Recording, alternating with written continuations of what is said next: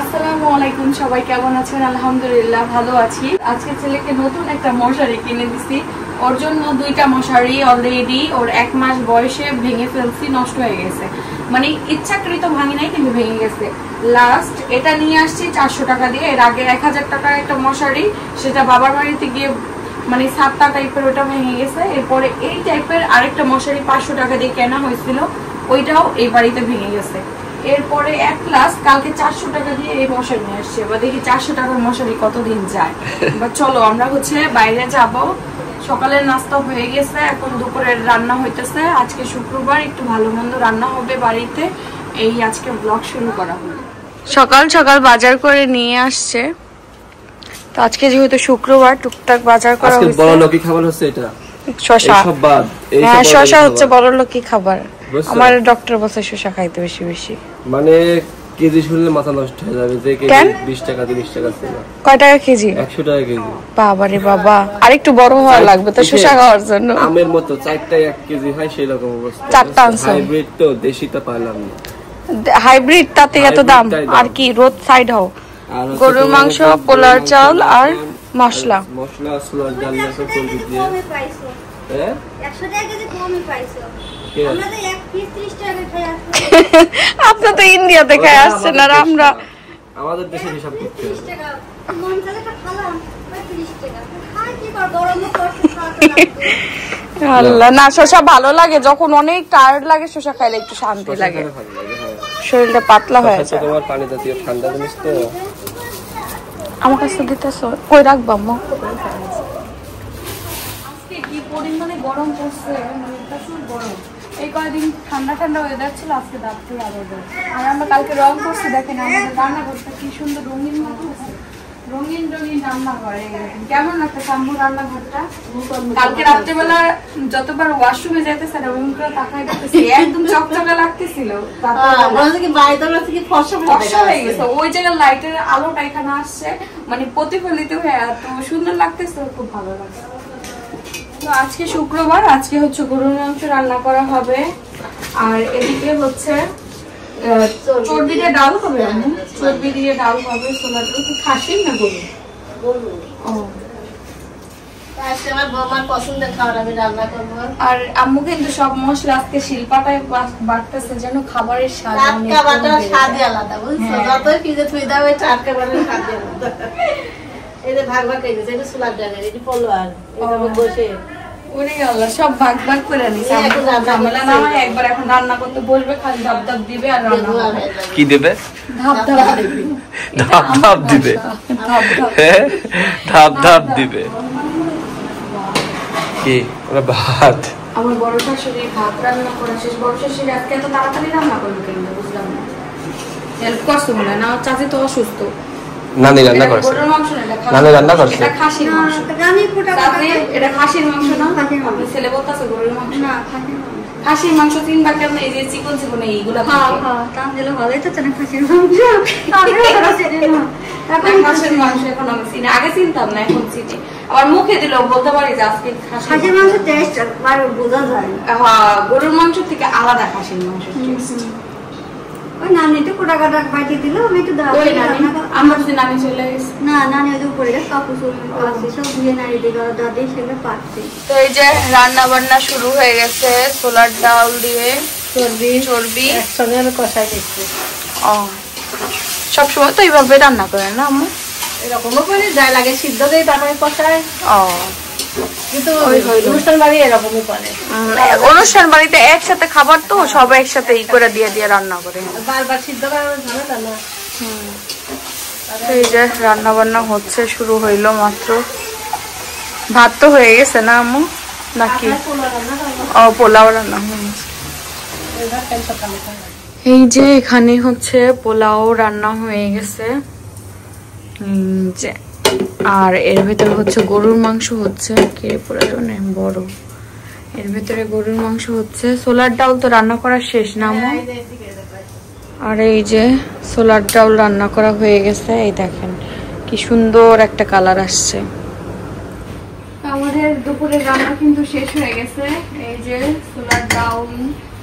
Solar ডাল দিয়ে হচ্ছে চর্বি, আর এখানে হচ্ছে পোলাও আর এদিকে গরুর মাংস।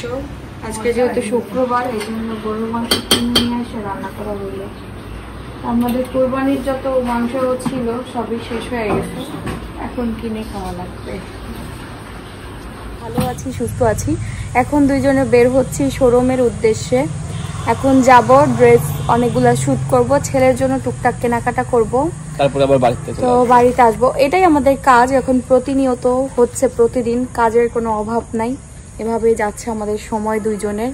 এখন ওকে নিয়ে যাচ্ছি, কারণ মানে ওকে নিয়ে যাইতাম না শুধু বিজনেসের কারণে, আর সবকিছুতেই আমরা এখন যাবো। তাই তো আমরা হচ্ছে শোরুমে চলে আসছি, উনি বাইক পার্কিং এ রাইখে আসলো। চলো, আর আমাদের শোরুমের সামনের গেটটা এরকম ভাবে সাজিয়েছে, মনে হচ্ছে বিয়ের বাড়ির গেটের মতো। শোরুম এটা ওপেনিং হয়েছে, দোতলা একটা শোরুম ওপেনিং হবে, তো এই জন্য সামনের গেটেই সাজাইছে। এটাই তো মেইন গেট। আমরা চলে আসছি, আমরা যখনই আসি তখনই এসে আসি, যখনই আসি তখন আল্লাহ তুই শীতের উপরে প্রতিদিন একটা মেয়ে, ও বুঝে না বুঝলে পানি করা হবে, উল্টা যাচ্ছে, উল্টা যাচ্ছে চোখ কি উপরে নাই। তো শোরুমে আসার পরে এই যে থ্রি পিস গুলা শুট করলাম, নতুন নতুন কিছু কালেকশন আসছে, সেগুলো আগের কিছু কালেকশন সব মিলে কিছু শুট করে দিয়ে গেলাম, এগুলো সেল করতে থাক। এই যে আছে অয়ন অফলাইনে সামলাচ্ছে, অনলাইনে সব, অনলাইনে আরো কিছু মানুষ অ্যাড করা হয়েছে নতুন। এই যে আমাদের কালেকশন আপনাদের ব্লগে প্রায় সময় দেখাই, কিন্তু এখন একটু ব্যস্ততার কারণে অনেক সময় অনেক কালেকশন দেখানো হয় না। তবে সবাই আমার পেজে গিয়ে ভিজিট করবেন, ওখানে সব আপডেট দেওয়া হয়। ব্লগে আসলে সব জায়গায় কিন্তু মেনটেন করা আমার পক্ষে সম্ভব না। পেজ, তারপর বিজনেস, তারপর হচ্ছে ব্লগ চ্যানেল, তারপর নিজের সংসার আছে, বাচ্চা আছে, একসাথে এখন এত কিছু পসিবল না। সবাই যারা আমার ব্লগ দেখেন তারা সবাই তানজু ফ্যাশন পেজ সার্চ দিয়ে আমার পেজে ঢুকে সব ধরনের থ্রি পিস কালেকশন নতুন নতুন যা আসে সব আপডেট দেওয়া হয়। আপনারা জাস্ট একটু কষ্ট করে গিয়ে ওখানে অর্ডার দিয়ে আসবেন।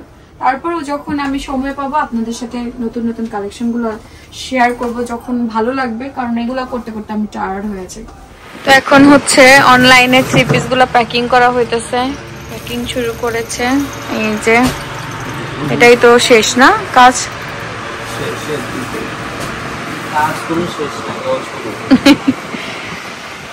আপনারা দ্রুত অর্ডার করুন, এইরকম দ্রুত চলে যাবে, দ্রুত চলে যাবে। হ্যাঁ, আজ দিনে 2 দিন পরে পেয়ে যাবে। আমাদের শোরুমের পাশে এই রেস্টুরেন্টটা, এখানে একবার আসলাম, টাইম ছিল না, আজকে ভাবলাম যে টাইম আছে আমরা এখানে কিছু ট্রাই করে দেয় না বলো। হ্যাঁ, বসো এখানে বসো, আর কি আছে দেখো। সুন্দর আছে, মানে ছিমছাম লাগছে না, একটু গ্রাম এরিয়ার ভিতরে যে একটা খোলা জায়গার ভিতরে খোলা হয়। বসো। আমরা হচ্ছে ফ্রেঞ্চ ফ্রাই অর্ডার দিচ্ছি আর চিকেন নতুন, ওই হিসাবে মানে দামটা একটু বেশি না গো বলো, আমরা অন্য অন্য জায়গায় খেয়েছি তো ওই হিসাবে দামটা একটু বেশি। এই চিকেনটা হচ্ছে ব্যাপার না, শোরুমের কাছে তো 20 টাকা করে, আর এখানে 30 টাকা করে। এটাও ভালো লাগছে। ছেলের জন্য ব্যাগ, কাপড়ের ব্যাগ নিতে আসছে, কোনটা নিবে এটাও ভালো লাগতেছে, এটাই ভালো লাগতেছে। দুইটাই নাও, নিবা? দুইটা নিতে পারবো, একটা নিবে। ওইটা নাও, ওইটা একটু কালার, হ্যাঁ এটা ফুটবল, তোমার ছেলে যেহেতু পায়ে শক্তি বেশি, ফুটবলটাই নাও। এটাই না? হ্যাঁ, প্রাইস কত হবে? Fix price? জি। না বলবে কেন?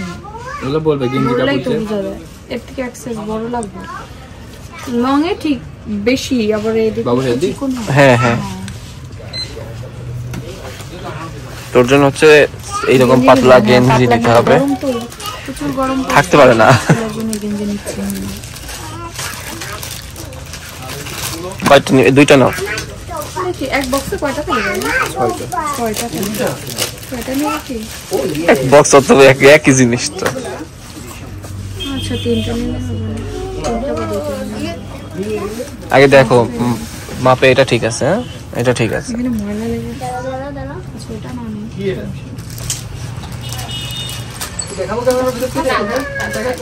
এটা ঠিক আছে, বলো ঠিক আছে।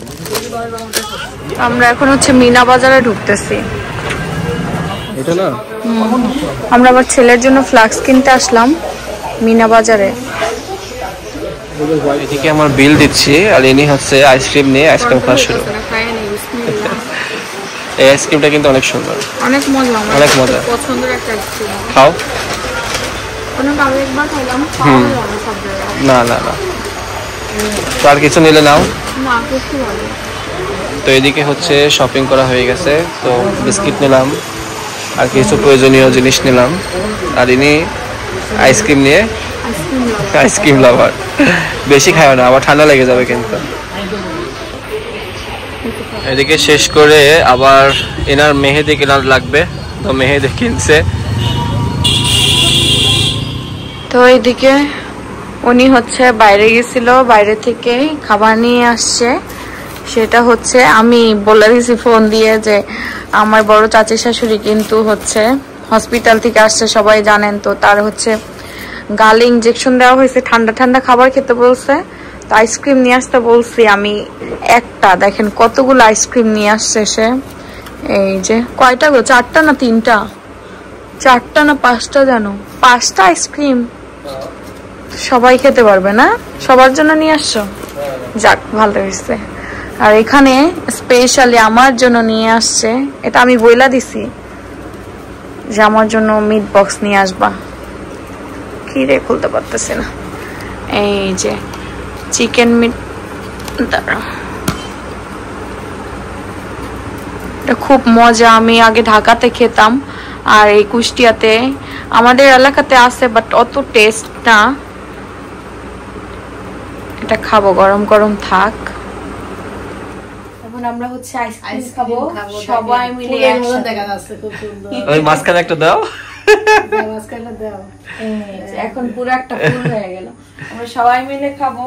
নিয়ে আসো চাচির জন্য, আনতে বললো আমাকে যে একটা আইসক্রিম নিয়ে আসো চাচির জন্য। তো আমি ভাবছিলাম যে চাচি এর জন্য নিয়ে যাবো, আরো তো লোক আছে, যে আমি একটা খাবো, আমার গিন্নি একটা খাবে, আমার মা একটা খাবে, সবাই মিলে খেতে। ঠিক আছে, সবাই মিলে আড্ডা দিয়ে পর খাবো না, বলো ঠিক না? হ্যাঁ, আইসক্রিম এত গলা গলছে। এই যে অবস্থা কি সাহেবের, নিজে গলাইছে, একদম ছোট মানুষ হয়ে গেছি। ছোট মানুষের কালকে শুনো, কালকে মজা কথা, আম্মু দুধ ভাত খাইতেছে এদিকে। হ্যাঁ, দুধ ভাত না কি সেমাই খাইছেন। আমি না দিকতে যাইতাছি, হঠাৎ দেখি পুরা পোলাপাইনে খাইলে যখন করে না মুখ করে মুখে বসে আছে, বসে বসে হা করে টিভি দেখতেছে। আমি বললাম যারে কি অবস্থা। দাও শাশুড়ি তো আনছিলাম আপনার জন্য, আমরাই খাওয়া শুরু করে দিছি আগে।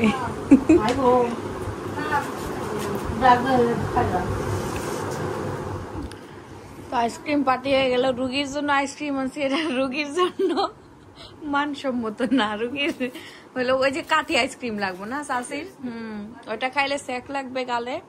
কিন্তু আমি এর ফোনে বলছি তো বুঝে নেই, হঠাৎ মেসেজ দিছি যে চাচির জন্য একটা আইসক্রিম নিয়ে এসো।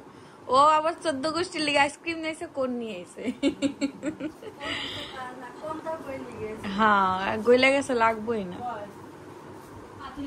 আমরা আইসক্রিম খাওয়ার সাথে সাথে সবাই মিলে গল্প করতেছি সন্ধ্যার সময়। চাচির অনেকদিন পরে আসছে, আমরা এই সময় গল্পই করি না, আগে অনেক গল্প টল্প করতাম। লোকজন না থাকলে ভালো লাগে, একা একা বসে আমার ঘরে আর ভালো লাগছে না, ছুটি করে গেছে ওই তো একা একা আসলে ভালো লাগে না। তারপরে ছেলে এখন একটু বড় হয়ে গেছে, এখন রাইখা একটু মানে বৈশা গল্প করার মতো অবস্থা আছে। এখন আস্তে আস্তে আরো সুবিধা হয়ে যাবো, কোলে নিয়ে গল্প করা যাবে, ঠিক না? কোলে বৈশা থাকবে। ছেলে তো এমন কান্না করে না বেশি, এমনি আমার ছেলে শান্ত আছে আলহামদুলিল্লাহ, কারোর কোনো জ্বালায়ও না। যা বলে দাদি বলে, যা বলে তাই শুনে। আমি দেখি ভাই একটু ঘুমাসো, কেমন করে কেমন করে ভাই ভাই পুরা বোনের কথা পুরাপুরি শুনে, সমস্যা। ও দেখেন তো তাদের সাথে আপনার সাথে বসে ঘুমাসো, একটু শোনা ঘুমাসো, সব বুঝে গেল, সব বুঝে